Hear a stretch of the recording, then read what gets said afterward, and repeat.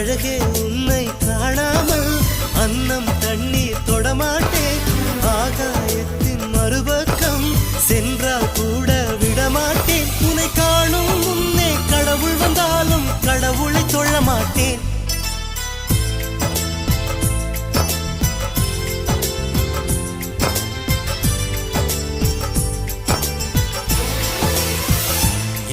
ஓர் சாலை வளைவில் உன் பிம்பம் தொலைந்ததடி.